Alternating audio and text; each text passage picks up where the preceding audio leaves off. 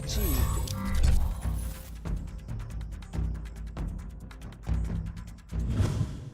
What's up? What's up? What's up? Welcome into Studio Day Heffrey. Today's Cowboys news of the day, the biggest one, is that Leighton Vander Esch was talking yesterday, and I got the audio for you because that's how I roll in Studio Day Heffrey. I got fancy equipment that means that we can play audio. How about that? That's why I got the headphones around my neck. Vander Esch, in his own words, back and better than ever, but let's not fart around with it. Let's just go straight to it. DallasCowboys.com had the audio, and this is why I have my headphones, so that I know when he's done talking, okay? So what's up, everybody? Good to see you.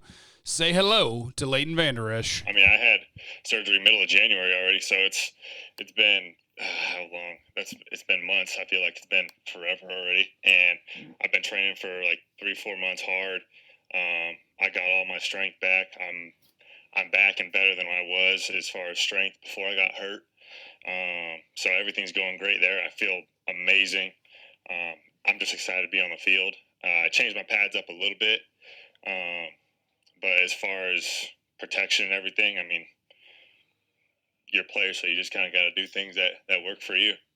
Changed his pads up. He's going neck roll. He's going a little, I think, a neck roll inside there, and the neck roll makes people look totally badass.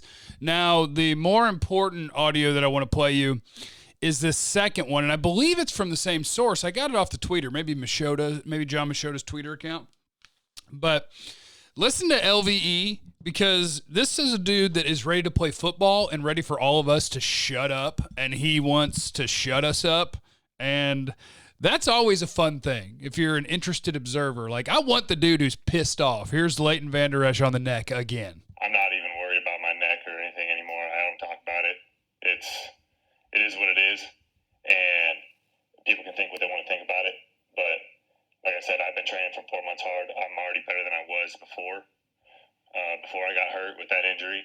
And so it doesn't affect me. I just don't talk about it. It's not worth wasting time about.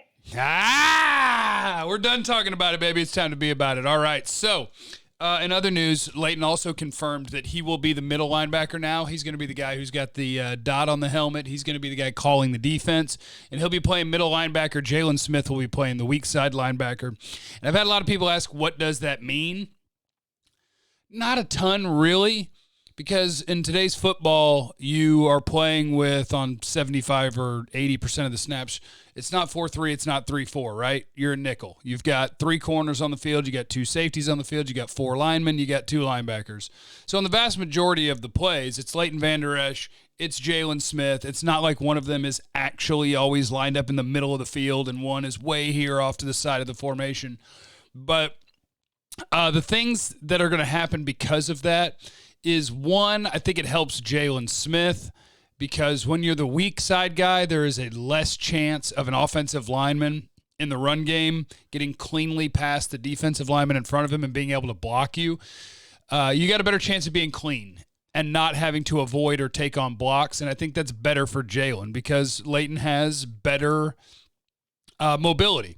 He's got better mobility, so he's the one that you go ahead and put that obstacle in front of and say, you're the guy that's going to be the Mike. You're the guy that sometimes is going to have to get around something or through something in order to make plays. And it also means that, in theory, Leighton will be the guy that spends more time in coverage in the middle of the field, and Jaylon, you'll be more free to either send him towards the sideline underneath or move him forward as a pass rusher. So I'm not looking too much into this until we see what they're actually doing defensively. But just know, and as Leighton said, the Mike and the Will, their jobs are pretty much the same. There are some differences. Again, middle of the field coverage, probably be Leighton's more often, which is cool. I'd rather have him in coverage. Jaylon, you'll see what they do, whether you're going to have him dropping here, coming forward, covering a back, whatever. But that's your Leighton Vander Esch news, that he's back, and he says better than ever, which is what every single player says at this time in the year. But hopefully, he's able to. The thing is I'm not worried about his ability as a player at all. What he has going on with the old stenosis, it's just a matter of, is there a time where he takes another hit and then doctors say, well, football's probably over. It's not something where it's like on a play in and play out basis there's anything that's going to limit him. So Vander Esch, I do expect to be back, and in his words, back and better than ever, feeling amazing. I think he can be a really, really, really good player. So let's see what this team does schematically to give these linebackers a chance, and let's see if they can just do their jobs instead of trying to be heroes like we got going on last year on the defense. So Leighton Vander Esch, back and better than ever, and he's playing Mike. I got a bunch of mailbag stuff, and by the way, a bunch of people asked, and Colin said, bet you won't go a whole show wearing sunglasses. I would, but I don't see any. And I don't want to wear them inside because I feel like I would judge me. And I don't go back and watch my own videos because I hate my own voice. But I'd like to have the option to go back and watch myself. And if I wore sunglasses in a video indoors, I don't think I would be able to do that. I just don't think I could. Plus, I don't know where any are. Otherwise, I'd put them on at least for a minute, you know. I had some cheap plastic ones somewhere, and I had some that somebody left in my car somewhere. But I don't know. Steven said Jeff is a 16%er. Are you wearing a hat because it hides your gray hair? No, I wear a hat because I'm very lazy and I don't know what to do with my hair. Like, you get out of the shower, all right, and now you got all this hair. Now what are you going to do with it? You'd have to style it or do something, and I don't know how to do all that. I don't got time. Which kind of makes it a waste to have the hair, right? If you're going to have this glorious flowing mane, you got to do something, but I don't do anything. And it's 17%er now, Steven. 17% of you have the notifications turned on youtube.com/Jeff Kavanaugh. I love my 17%ers. Tucker said, love the show, 17%er. Leighton Vander Esch says he's back, feels better than he did before. Do you have any worries about him getting his production back to the way it was his rookie season? Not really. I mean, his rookie season, he came out on fire. Like, couldn't miss a tackle, run game, passing game, batting down balls, picking balls off. He was incredible. And it's weird, but sometimes that happens. You get in the league and you set the thing on fire. And last year, he was just, But it was the whole defense, you know? The whole defense was such a train wreck because nobody was just doing their job. So Jaylon and Vander Esch, they've already shown, and they're young NFL players, and they've already shown the ability to be really good. So I think I'll set the expectation that this linebacker core is one of the top 10 in the league. Yes. 5 maybe. I know Pro Football Focus had him at like 2, which that's shooting a little high for me. But yeah, I think Vander Esch can be a great player, and I think Jaylon can be a good starter. So there you go. Jay said, I was there at 13:02 yesterday. Talk about LVE and the linebackers and how you'd play each. Will, Mike, and Sam, and what combinations would be on the field for you. Sam doesn't even matter because Sam doesn't play. Sam plays like 15, 20% of the snaps. So if you want to call Sean Lee the Sam and play him on some snaps, cool. If you want to call one of your pass rushers the Sam, what if Randy Gregory gets reinstated? You don't want to call him the Sam because you're going to be sending him forward pass rushing, or line up Alden Smith as a 5th pass rusher. Whatever, I'm not worried about the Sam. But I guess in theory it's Sean Lee. That's your strong side linebacker. But strong side linebackers play 15, 20% of the plays. Ain't worried about it. Okay, let me get back to one of the things that I had left there in the scroll that we hadn't talked about yet, which is top prospects opting out. So in college football, this is going to be a weird year, and people have asked about this before on the channel in the comments, which, by the way, leave what you want to talk about tomorrow in the comments. I'll do my very best to get to you. And people had been asking about, hey, how are you going to evaluate these players if, there's no college football season? Well, we're going to have to do it even if there is a college football season now, because I'm going to give you some names that will not be playing college football this year. Virginia Tech cornerback Caleb Farley. Now, with each name, I'm going to tell you where my buddy Dane Brugler, the best in the business, has these guys rated as prospects going into this college football season. Caleb Farley. He hasn't done his cornerback rankings yet, but I texted him and asked him, hey, where's Farley going to be? And he said probably the number 2 cornerback prospect. So that's a first-round prospect. Rashad Bateman, Minnesota wide receiver. His number 2 wide receiver prospect. Ain't playing this year. Micah Parsons, the Penn State linebacker. He said number 1 linebacker prospect easily. Top 5, top 10 pick. Miami edge, Gregory Rousseau is his number 1 edge prospect. And Purdue wide receiver Rondale Moore, who if you've watched him play, is one of my favorite players to watch play.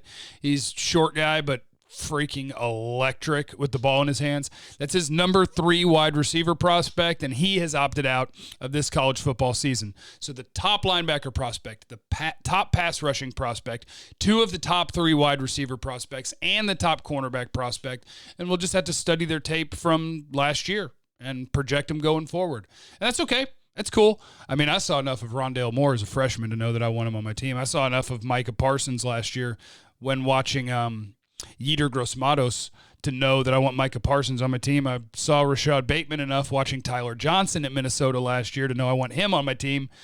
And did Miami have a good defender I watched last year? I don't know, but I know Rousseau had 15.5 sacks, so those guys have done plenty. They can cruise on in and get ready for the NFL draft, and they will be fine. Let me see here. Mustang Brian, 17%er. Wolverines, his favorite superhero. How many special teams touchdowns do you think the Cowboys will score this year? And do you think there'll be more fake punts, fake kicks? Fossil likes to play. He likes to do fakes.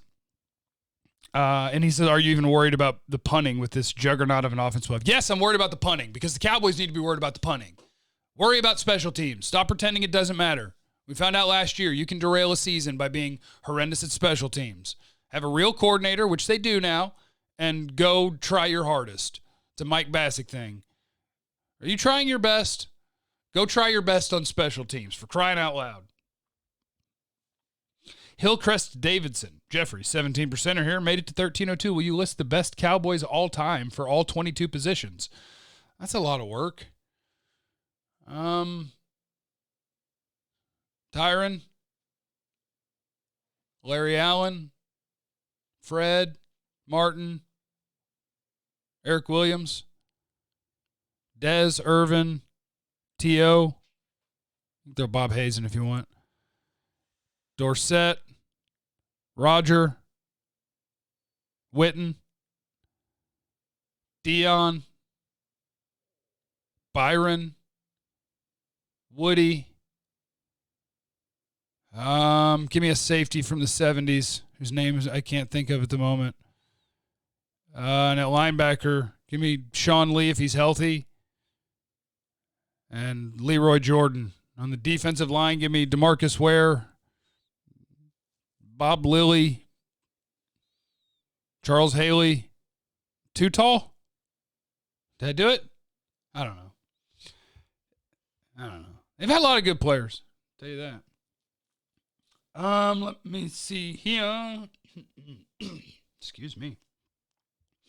Sean says, what's the latest news about Dez? I haven't heard anything lately. Shout out to T.O. I love me some me. I love me some me too. And I love me some you. The latest on Dez is he's still working out. If you follow him on Instagram or wherever, he's still posting videos all the time. He's still trying. He's out there trying to get into the league, and he'll get a look somewhere. COVID makes it a weird year, but he'll get a look somewhere. I don't know if he'll ever make another impact in the NFL, but whatever he ends up doing, I'm pulling for him. I love you, Dez Bryant. You're one of my favorites of all time to cover. So he's still working. He's trying to get in there. Jack Brock. Hey, Mongoose. How's my name Mongoose? Oh, I probably said in the last video that I had the speed or agility of a mongoose. Do you see the Cowboys putting their outside receivers in motion to where Lamb becomes the outside receiver? Thanks. 17%er. Iron Man is my guy. Tony Stark is so cool.